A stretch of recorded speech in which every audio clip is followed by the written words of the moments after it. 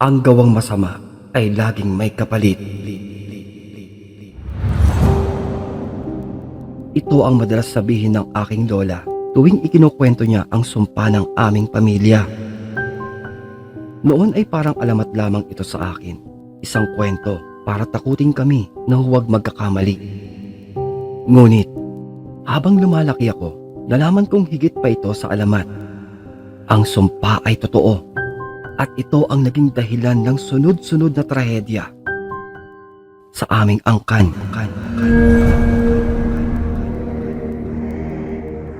Huwag kang magpakatiwala sa sarili mong lakas, sapagkat ang Panginoon ang nagtatanggol sa mga naaapi.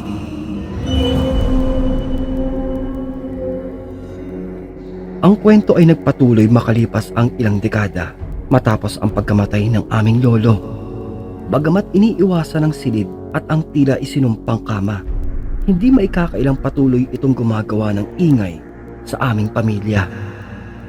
Marami na ang nagtangkang alisin ito, ngunit lahat sila ay nabigo. Ang iba'y nabuwal sa karamdaman, ang ilan na may nagkaroon ng hindi may paliwanag na aksidente na kaunti na lamang sa bingit ng kamatayan. Sa paglipas ng panahon, ang mga miyembro ng pamilya ay tila natutong tanggapin ang kwento ng batibat. Ngunit hindi ito nangangahulugan na wala ng takot. Ako po si Marcos, isang binata na ipinanganak sa may syudad at bihirang bumisita sa probinsya. Ngunit dahil sa utos na din ng aming mga kamag-anak upang ito'y ayusin o kumpunihin ang mga naiwang ari-arian ng aming lolo na napakatagal nang hindi nagagalaw sa loob ng maraming taon, napilitan akong bumisita sa probinsya upang alamin ang tunay na kwentong sinasabi nila. Simple lamang ang pangarap ko, tuklasin at patunayang hindi naman totoo ang kanilang mga kwento upang wakasan ang kwentong katang-isip lamang na sumpa at ibalik ang kapayapaan sa aming pamilya. Siyempre, ibang usapan na din ang pagbebenta sa lupa. Mahirap nang maunahan. Pagkarating ko sa bahay, sinalubong ako ng aming caretaker na si Mang Toto. Malamlam ang kanyang mga mata habang inihahanda niya ang hapunan. Alam mo, bata, sa akin lang hindi na talaga dapat pinakikialaman ang kamang yon. Hindi sa pinakikialaman ko ang desisyon ng inyong pamilya. Pero, kayo ang bahala. Ngunit kung gusto mong subukan, baka ito na ang pagkakataon para malaman ng lahat na ikaw naman ang susunod. Nye? Ikaw sabi mo magtuto. Ba't ko nga lang yung adobo? Aga-aga nananakot ka kagad.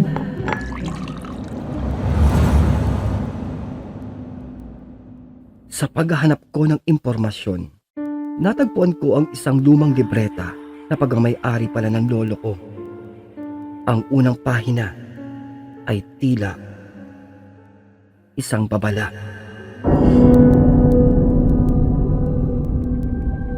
Sa bawat punong napuputol, may kaluluwang nagigising. Ang kama ko ay hindi basta lamang gawa sa kahoy. Ito ay naging tahanan ng isang nilalang na dapat ay nanatiling hindi nagagalaw.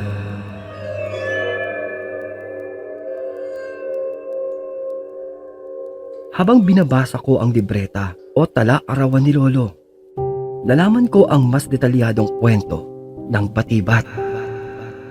Hindi pala ito isang ordinaryong elemental. Isa itong matandang espiritu ng kagubatan. Isang uri ng engkanto na may kakayahang sumanib sa mga bagay-bagay. At sa kaso ng aming pamilya, piniling gawing tirahan ng batibat ang higanteng kama. Kinagabihan, habang sinisiyasat ko ang bahay, naramdaman kong biglang bumigat ang hangin. Ang mga kandila sa altar ay sabay-sabay na namatay at ang paligid ay napuno ng alinsangan. Mang Toto?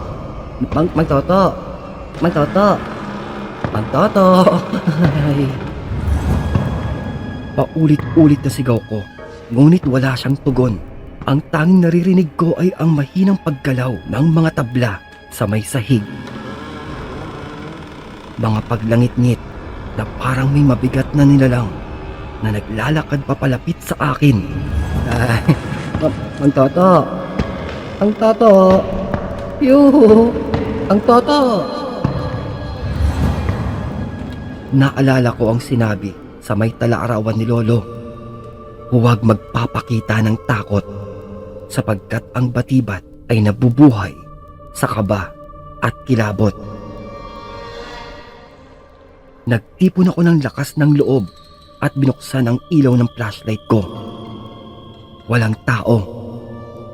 Ngunit sa likod ng pinto, doon sa may silid ng higanting kama, naririnig ko ang mahihinang hagikik. Parang may babae na tumatawa sa may dilim. Ang toto. Ang toto. Andito yata yung syota mo. Ang toto. Ang toto. Mabilis akong lumakad takbo, papalayo, upang hanapin sila Mang Toto dahil para akong lalamunin ng nararamdaman ko. Nagdesisyon akong kunin ang payo ng isang albularyo mula sa may kabilang bayan. Si Aling Celia.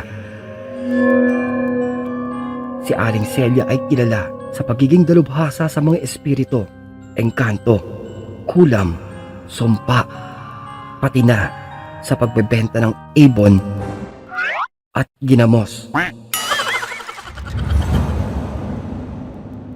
Nang malaman niya ang tungkol sa higanting kama, agad niyang sinabi, Hindi simpleng ritual ang kailangan dito. Ang nilalang na iyan ay malalim ang galit.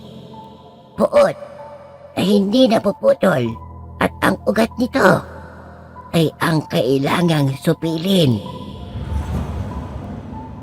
hinanda niya ang ilang gamit, asin, langis, asupre, at mga dasal na Latin.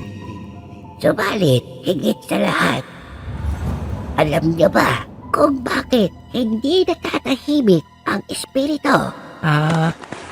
Hindi po eh. Bakit po ba? Dahil sa bawat sumpa ay may kasalanang ugat na nagbigay sugat sa naggawad ng parusa.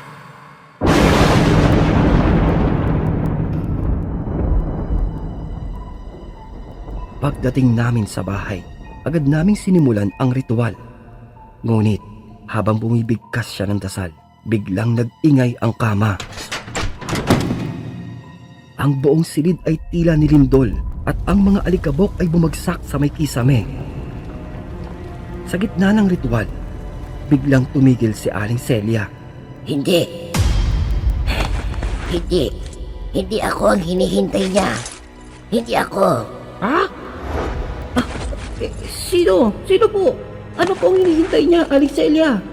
Sino? Ikaw. Ako? Oo.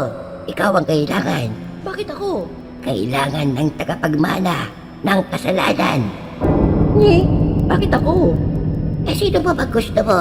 Ikaw ang nasa may tabi ko. Kaya ikaw na lang. Ano kung... Aling Celia naman yun. Wag ako. Wag naman. Wag ako. Noong gabi ring iyon, nagdesisyon akong harapin ang batibat.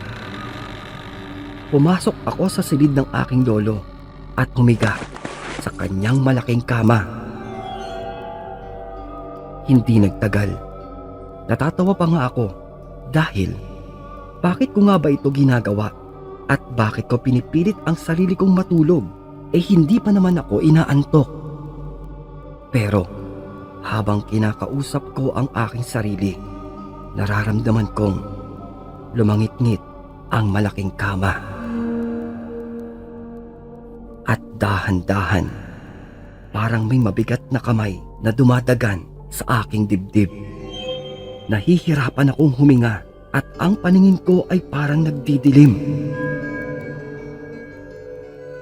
Nang imulat ko ang aking mga mata, nakita ko sa aking ibabaw ang sinasabi nilang batibat. Isang dambuhalang babae na may kulubot na balat, malaking mata at napakataba. Tumatawa siya ng malakas habang tangkang sasakalin ako. Kaya ika ko. Anong kailangan mo? Anong kailangan mo? Wag! Anong kailangan mo? Walang tigil akong sumisigaw-sigaw. Ngunit sa halip na sumagot ang nasa aking ibabaw, itinuro niya ang isang bagay doon sa may mesa. Dito ay nagising ako. Agad kong binasa ang natitirang pahina ng tala-arawan. At nakasulat doon ang huling habilin ng aking lolo. Kung nais mong tapusin ang sumpa, ibalik mo ang hiniram. Ang puno ng batibat ay dapat muling itayo.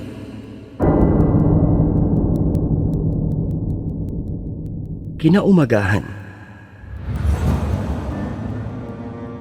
sinimulan kong hanapin ang mga labi ng punong pinanggalingan ng higanting kama. Sa tulong ng ilang kapitbahay ni Mang Toto at ng tiyuhin ko, ibinaon at itinanim namin ang mga natitirang bahagi ng kahoy mula sa pinagyarian ng kama doon sa may lupa, kasabay ng taimtim na dasal.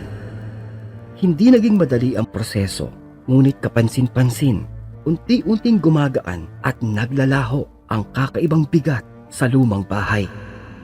Mula noon, wala nang nakakaranas ng bangungot o panggugulo mula sa nakakapangilabot na engkanto mula sa nilalang na batibat. Ngunit isang bagay ang malinaw, ang aral na aking natutunan. Ang respeto sa kalikasan at sa mga nilalang na tulad nito ay hindi dapat baliwalain ng tao, sapagkat ang lahat ng nilalang, maging tao o espiritu, ay nilikha ng Diyos at nararapat galangin. Huwag nating baliwalain ang mga babala tungkol sa kalikasan, mga pamahiin, makaluma o matakatandang paniniwala.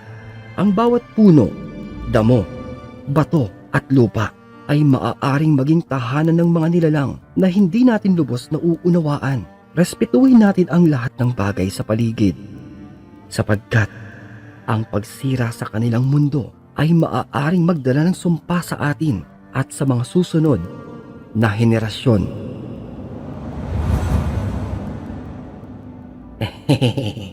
Bale, paano ba yan, Tito Alex? Wala na yung batibat. Kontakin mo na yung kilala mo. Benta na natin yung bahay na to. Yung lupa at saka... Agoy! Alam mo ha, manang-mana ka sa may lolo mo din no? Masyado mong pinapahalat ang mukha ka ding pera. No? Parang nagsasabi lang eh. Kaya nga natin inaayos to, di ba? Para may matirhan at mabisita mga kamag-anak natin dito. Tapos gusto mo lang masolo? Nako. Eh syempre, sayang naman kasi. Pwede nating patayuan to ng mga pure gold, SM, karnabal, o kaya peryahan. O kaya, malaking beer house. Aray ko! Ayan. Mga nasa isipan mo din talaga eh. Wala, damputin mo na yung mga gamit. At mag-aayos pa tayo ng bubong. Pinapahaba mo na naman yung script mo. Eh bakit ba? Eh saka, gusto ko lang naman din sabihin na... Kung hindi pong nagustuhan ang ating naitampok na kwento, ay isang napakalaking bagay po ang pagpindot ng like, pag-subscribe para hindi mahuli sa biglang pagsusulputan ng ating mga malakabating mga kwento. Na napakalaking tulong din po ang pag-iiwan nyo ng positibong mensahe na kung may pagkakataon di na maibigan mo itong maibahagi, pindutin lamang ang ating share button. Isang maliit na abala lamang po. Ngunit tatanungin ko po itong napakalaking bagay, mainit na pagmamahal. Taos-puso po ninyong pagsuporta at pagtangkilik para sa ating mas mahaba pang kwentong katatakutan at kulitan. Dito lamang po sa ating pinakamagulok bayan. At kung nabitin ka pa, silipin lamang ating mga kwento at playlist na siyang matatagpuan po sa kaloob-loobang detalye ng ating Balita Channel. Yun lamang po. At ito po ang inyong lingkod na nagsasabi, maraming salamat at magpapasalamat pa po muli. This is your one and only Kulas, your very own original dose of Tagalog horror good vibes na nagsasabing, stay safe and fresh everyone and always stay awesome.